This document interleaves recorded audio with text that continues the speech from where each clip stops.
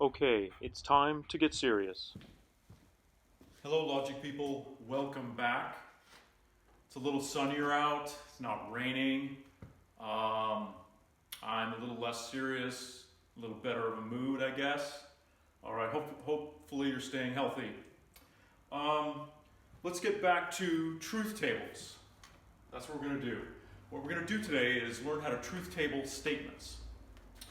Truth tables. Regarding statements. Now, the first thing we're going to do is distinguish between three different kinds of statements. Statements can be distinguished a number of different ways. We can distinguish it this way. Okay. Statements can be contingent. Contingent means that it's possible to be true and possible to be false. All right? In some situations it's true, in some situations it's false.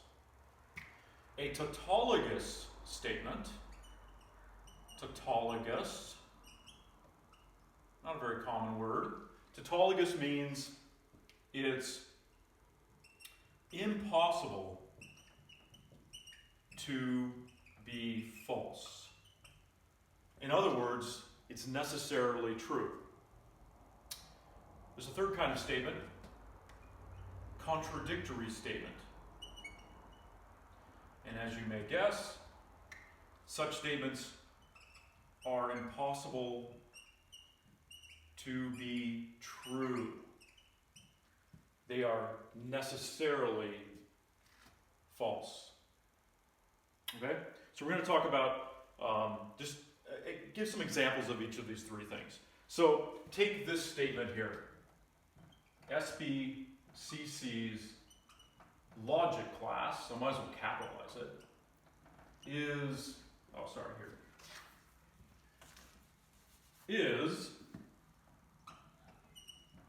fully online. Okay? Look at that statement. It is, in fact, a true statement. This is true. But think about it. It's not necessarily true. Actually, that was false just a few days ago. So it is contingently true. Actually, it depends on other things to be true. Right? So we call that a contingently true statement. It's contingent. All right. Let's take this one. Either SBCC's logic class is fully online, or it's not. Now look at that statement. Can you imagine any situation where this is false? It's either fully online or it's not. Last week it wasn't. Okay, so that fits that condition. It's not. This week it is. Okay. This covers all situations. So this would be tautologous. So this is, the one up here you would say is contingent. This one is tautologous. It is necessarily true. Now take a third statement here. Let's see. SBCC's logic class is both, you can see where this is going, right? Is both fully online and not fully online. Really? How can this whole statement be true? Okay, it can be fully online, sure, and it can be not fully online, but simultaneously, both fully online and not fully online. There's no way this thing could be true. You can't imagine a situation. There is no possible world where this is true. So we call this, you can call this self-contradictory, totally inconsistent, logically inconsistent, incoherent even. But you could, for short, we just call this a contradiction. All right, so you see there are three different kinds of statements. Here we can divide the statements into three kinds, and hopefully this makes sense. Now, I used a term last time. I used the term satisfiable. See if you can see this. Satisfiable. Satisfiable statements are statements that can be true. Okay? They can be satisfied in that way. And look at this. Both contingent statements and tautologous statements are satisfiable. Now, tautologous statements automatically are, right? Because they're always true, of course, they can be true. Okay? All right. Now what we're going to do is we're going to test statements, and more specifically, formulas, to see whether they are contingent, tautologous, or contradictory. So let's do that next. Let me erase the left-hand side right here and get to that situation here. Let's see. Let's do this here. All right. Last video, we learned how to do some basic truth tables, truth table operators. Now, we're going to actually truth table, we're going to use what we learned last time and actually truth table statements. Okay. In effect, we did that. We're going to get more complicated here. All right, take the formula. Okay, just make sure everything's dry here. Take the formula not P or Q. Take that one. Okay, so we're gonna truth table this formula, and then we're going to interpret it in order to answer the question whether it's contingent, tautologous, or contradictory. I'm going to change this. I'm going to change this up right here, just to be consistent. Contradictory here. Okay, so we have a formula to be tested on the upper right. This is the way you always begin a truth table. On the upper left here, you put down the statement letters in the order given here. So P and Q are involved. And remember how many rows you use if you have two statement letters? Yeah, 4 rows. TF, TF, TT, F, F. Okay? Now I'm not going to copy and paste each of these columns under the P and Q here. We're just going to figure out the column under the wedge first. Now you might say, wait, why the wedge first and not the tilde here? This one we do last because this is the main operator. The main operator is the one you're going to determine last. What is the main operator? It is the operator that ranges over the whole formula. See this operator here, the negation here, ranges over this disjunction, this whole disjunction, whereas the wedge only ranges over P and Q. So the main operator is the last operator. It ranges over the whole formula. So we're going to do that last. Okay, so let's figure out the truth values under the wedge here. Okay, so row 1, remember, learned how to truth table disjunction? So we have T, T, T, F. So look at that, make sure that makes sense to you. The only situation where this disjunction is false is when both P and Q are false. Okay, now what you're going to do is you're going to negate each of these truth values. So you're going to negate T, you're going to get F, false.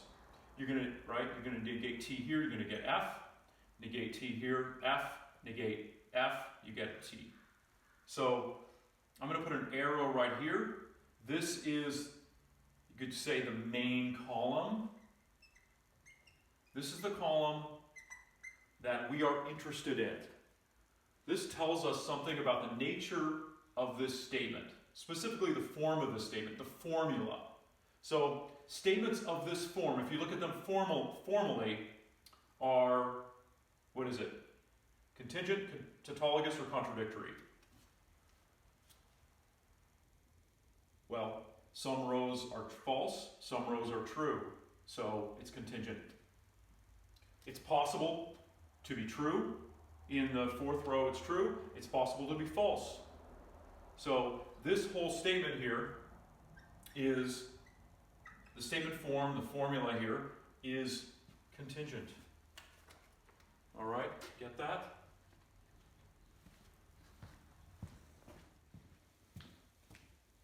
Okay, let's look at the following formula and truth table that. Put it over here. Let's do this. Not P and not Q. Let's truth table that. Okay? Upper right of your truth table. On the left here, P and Q. Again, the same thing here. Just memorize it. There we go. We have our 4 rows. We begin it this way. All right. Now look at this formula right here. What is the main operator here? What is the main operator? Another way to look at what, try to figure out what the main operator is trying to figure out what kind of statement is this. Is this a negation or is this a conjunction? It is a conjunction. Now there are negations in it, but the whole thing is a conjunction. So that tells you that the main operator, MO, is the ampersand. So that means that that will be the last column we determine. So let's do these other columns here first. Not P, well, you're going to get FT, FT. You see that? We just negated that column. All right. Not Q, that's going to just be FFTT. All good so far? Now we have one more column to determine. I'm going to use little arrows here to show you this. To determine this column, we need the information from these 2 columns. So these arrows tell you it's kind of feeding in here to the final column here. That's the one we really want to know. These are just means to an end. That's our end right there. All right. What do we get in this column here? Just quickly look at this. What do you think?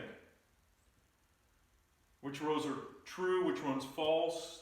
Okay, or is there a combination? Or is it all T's, all F's? Well, in a conjunction, both conjuncts have to be true. So the first row is definitely false. Second row is false too. Third row, false. Only the fourth row is true. So look, when we truth tabled this formula here, we saw we get in the main column FFFT. Okay, I'm going to step back for a second and look at these 2 truth tables and see if you notice something interesting. You might not think it's interesting. Still kind of cool though. Notice it? The main columns are identical. They're identical. So that means, this is important, that these formulas here, these 2 formulas here, are logically equivalent.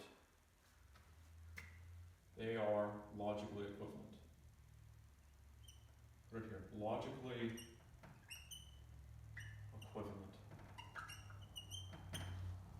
In other words, every time you have the negation of a disjunction, that is the same thing as saying, right, or having a conjunction with negations.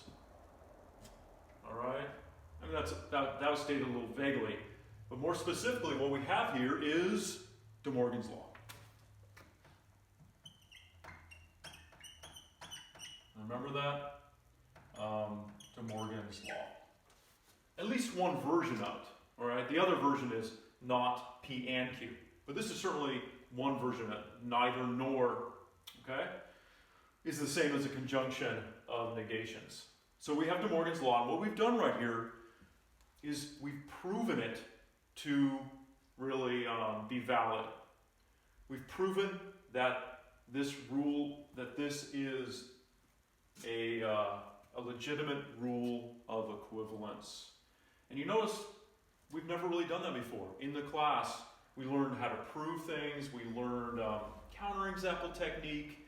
So the techniques we've learned so far really did not enable us to derive our rules. Here we've just literally derived the first time we've derived a rule, and it is De Morgan's. We've proven that De Morgan's works. We just used De Morgan's before, but we never proved that we had legitimacy in using it. Okay, now we've proven it. Does that make sense? All right. I am going to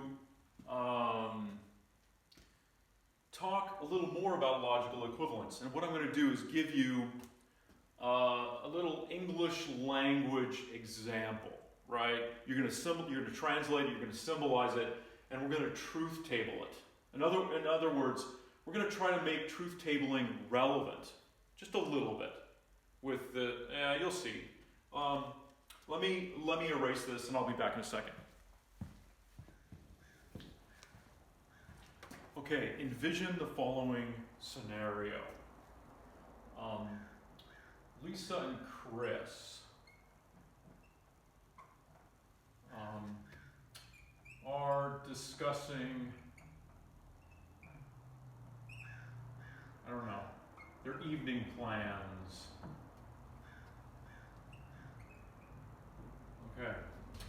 Lisa says this to Chris. Okay. If you don't love me, then I won't have sex with you. Right? I told YouTube this isn't for kids. Now Chris responds. Chris says this, "Oh, do you mean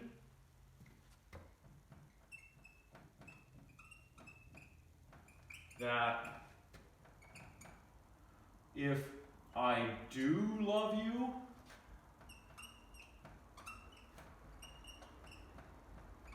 then you will have sex with me?"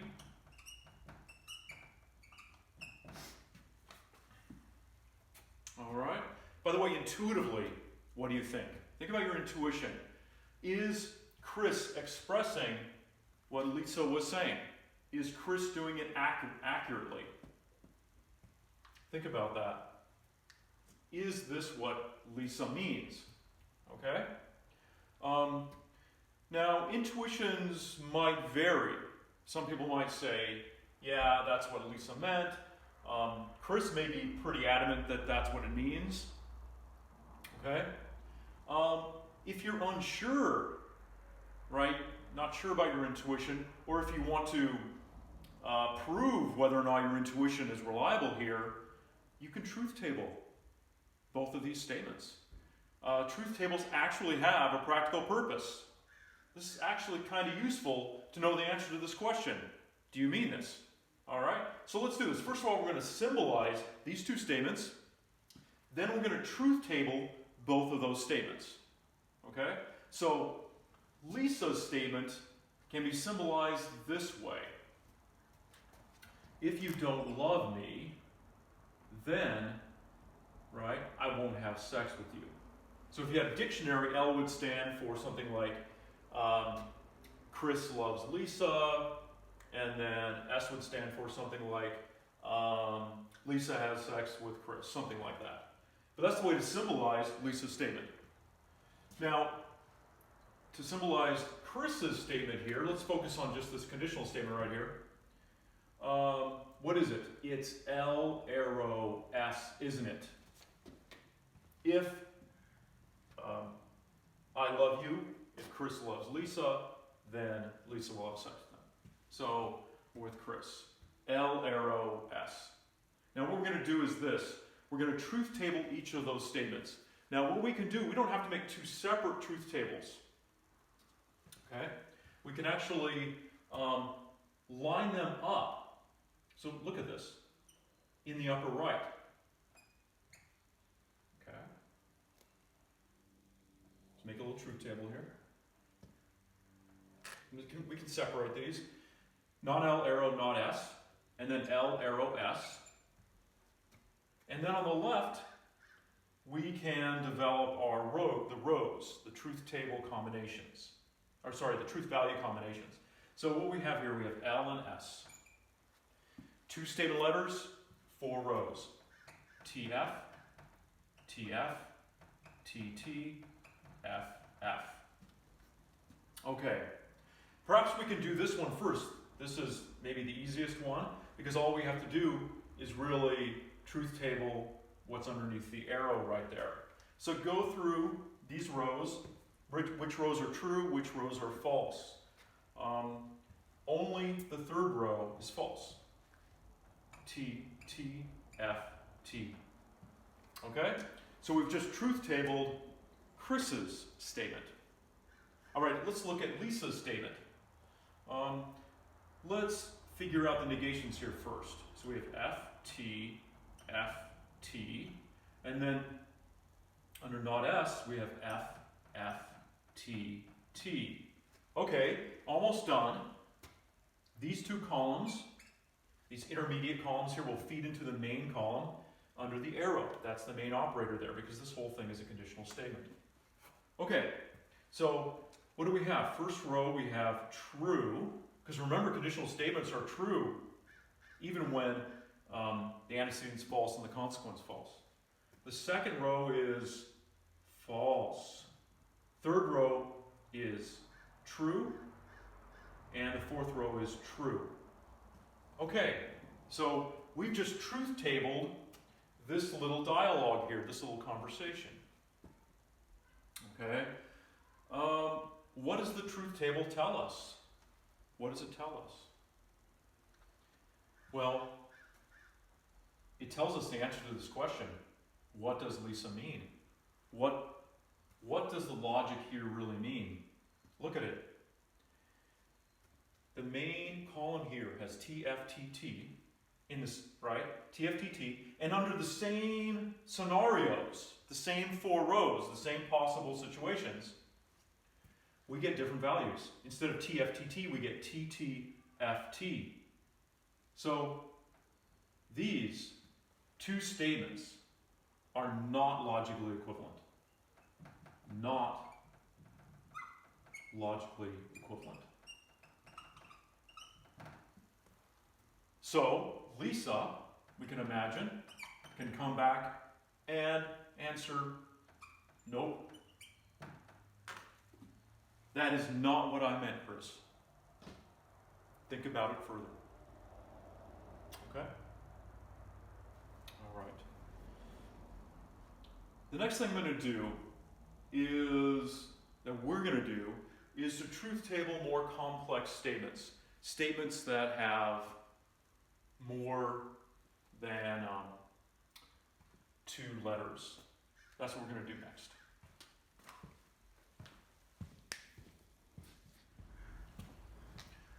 Okay, let's truth table statements with 3 letters. We've done 1 and 2. Okay, I've already written some things up here. Let's look at this.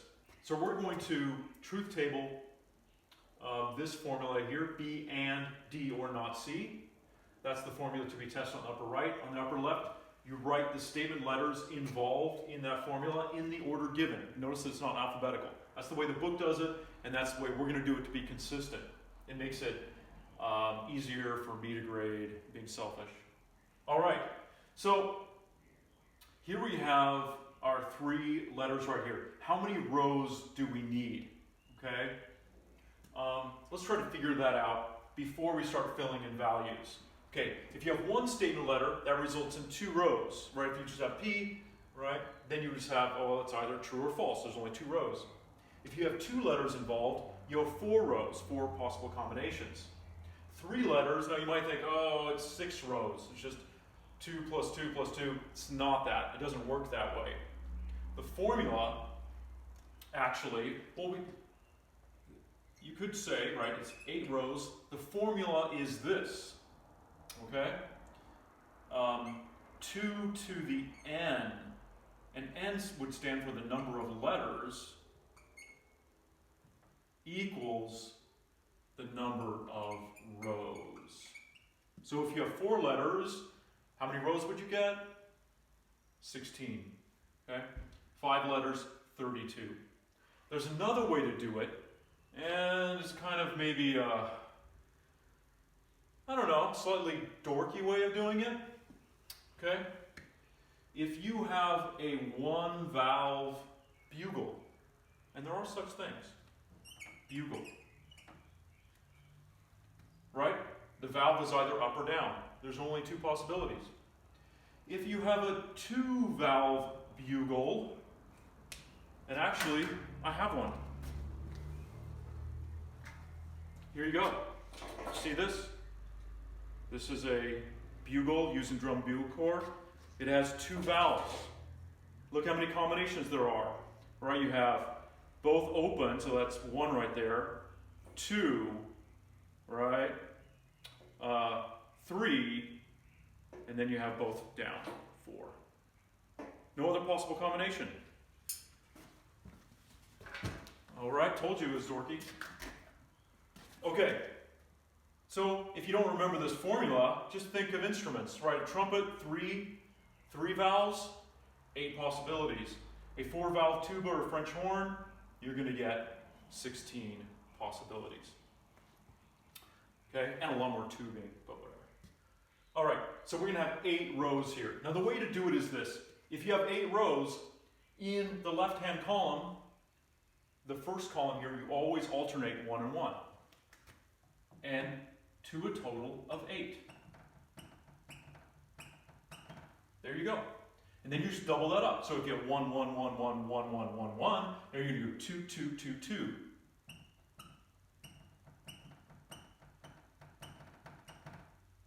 Pretty fast, pretty squeaky. Third row in, you double that up again. Okay? So instead of 2, 2, 2, 2, you're going to get 4, 4. To a total of 8 rows. And you can imagine how fast I can do this.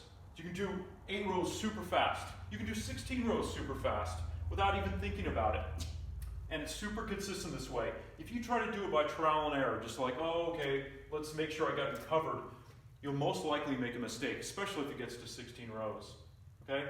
So we've done this left-hand side really fast. Now, let's start filling this in. The first thing to understand is what order you're going to proceed here. What is the main operator? The main operator, we have 3 operators right here. Which one's the main one? Well, the parentheses really help us too. The main one is this one right here. MO here, main operator, is the ampersand. This whole thing is a conjunction. Circle and square. Okay? So this is the last column. The column underneath the ampersand is the last column you're going to derive. B, we already have it over here. We don't need to necessarily drag it over and put it there. We don't need to do that. You can if you want to. D or not C, we don't have to put the D here either, but let's put not C in, okay? F, F, F, F, T, T, T, T.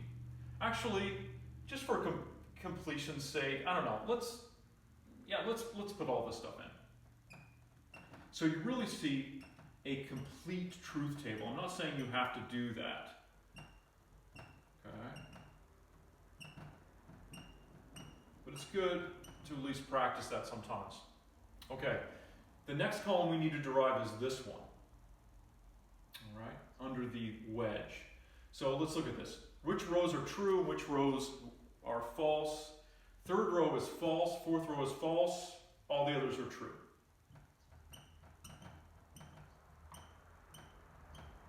Look it over again, make sure there's no mistake there. Okay, stop me if there is one, if you can. All right, now, what are the 2 feeder columns into what's underneath the ampersand there? Well, B will represent one feeder column, and then what's under the wedge will represent the other. Now we're looking for both conjuncts being true for the whole statement to be true. The first row is true. The second row is false. Now, as long as you didn't make a mistake, you can tell right now, even after just 2 rows, that the formula here is contingent. there's at least one row or possible world where it comes out to be true, and at least one row or possible world where it comes out to be false. So we've answered the question what kind of statement this is, contingent. Now for completion's sake, let's fill in the rest. Also, it's a good idea too, because what if you make a mistake over here and actually is tautologous or contradictory? So let's do these. And so false, false, true, false, true, false. The main column right here, T, F, F, F, T, F, T, F. Okay? Does that make sense? It's a contingent statement. All right? Let me just show you a formula that turns out to be not contingent. We haven't done that yet, so let's see if we can do that. Okay. Just so you see it. Okay.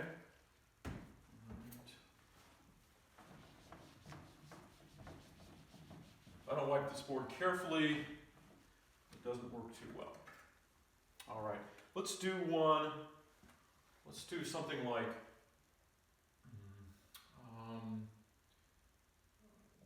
just something very simple right here. Not B and B, just to show you an example of something, of a statement that is not contingent.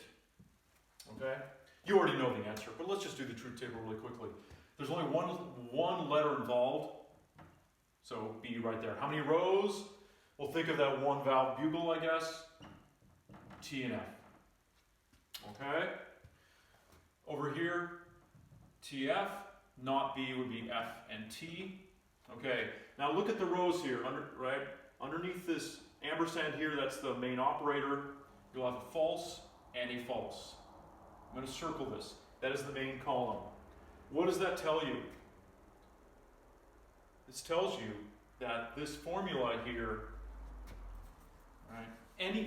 Anything you plug into this formula, follows this form, will turn out to be false. In every possible world, it's false. There is no world where the statement not B and B turns out to be true. Okay? God doesn't exist and God exists. Okay? Italy is not in a lockdown, but it is. Right? It is a contradiction. Okay? Contra. Or you could say it is contradictory. There's a self-contradiction involved right here. All right? Do more examples in the book. Do as many examples as you can. Look at the answers online for that. I'm going to do one more thing here. I'm going to erase this right here. Once you get it.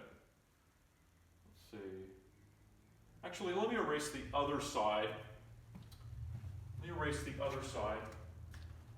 And I'm going to test you a little bit.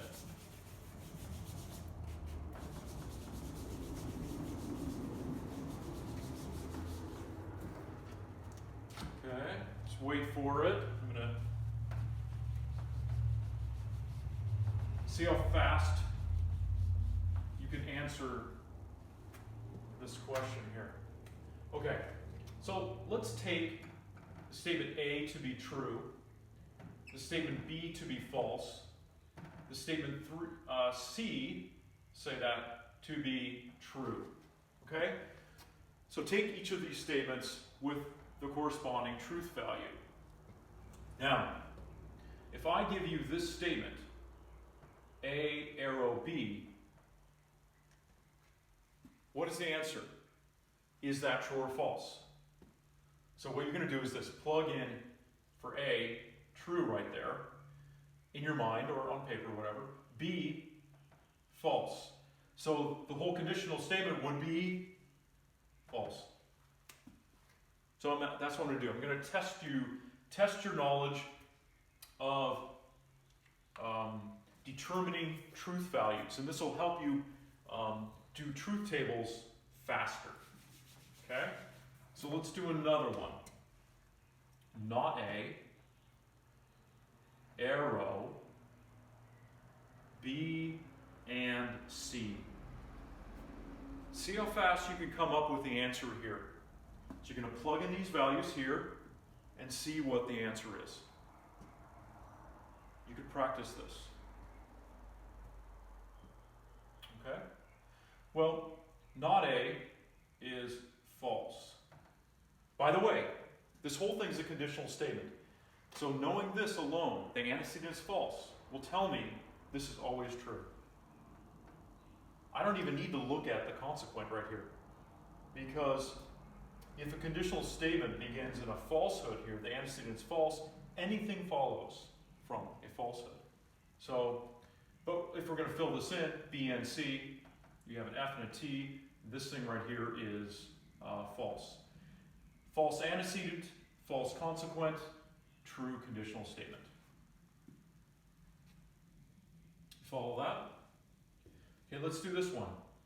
Not C, double arrow, C or not B. Okay. Figure out immediately what kind of a statement this is. In other words, what the main operator is, the one you determine last. Well, this whole thing is a biconditional. Right here. So this is where you're really looking for the value under or for that operator. Not C, false. Okay? C or not B. So T right here, not B, that's true. That turns out to be true. So biconditional. Now you have values here that do not match. So the biconditional here would be false. See that? Okay. Let's do one more right here. Not B, arrow, let's do, I know you're waiting, not A, okay?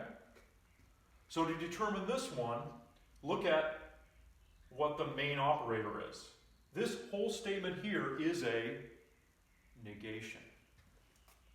This is the last one you need to determine right there. So figure out this internal truth value first, and then you're just going to negate it.